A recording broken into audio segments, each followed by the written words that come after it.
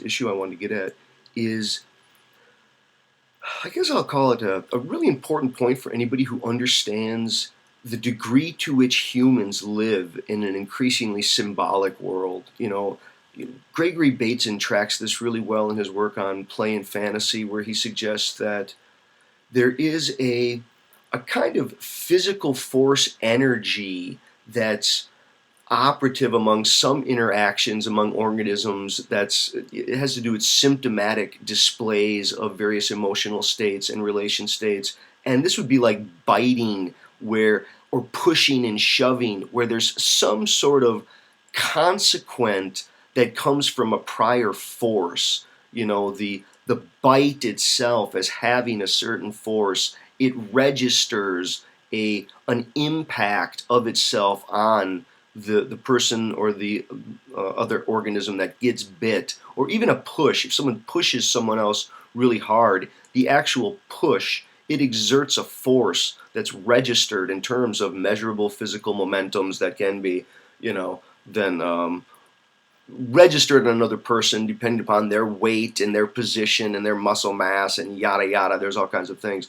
But that gets to be different once you move to higher mammals and you get framing behavior and forms of organismal codification that can metacommunicatively understand those things and mean them by reference to them rather than by actually implementing. So like a threat, I give the threat of the punch is very different than the physical punch. One has a certain set of force. One means a punch but doesn't mean what a punch would mean, if you sort of say it the way Bateson would. Now, what's most interesting is that by the time you get to just the expression, like I'll punch you, and it's now the furthest remove from the interaction being grounded in the physical relations of energy matter, and instead it's this abstract kind of concept and symbolic dance between codification schemes of organisms.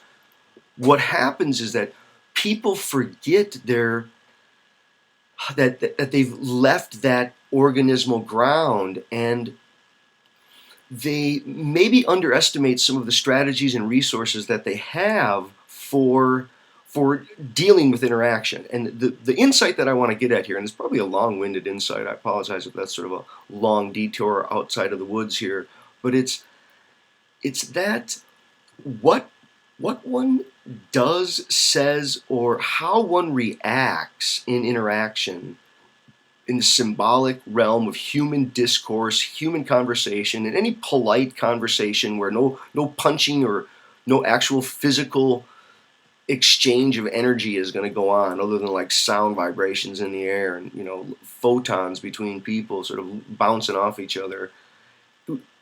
As soon as you're at that realm where it's just symbolic, what the people are doing is they're defining what came earlier. They're not being pushed around.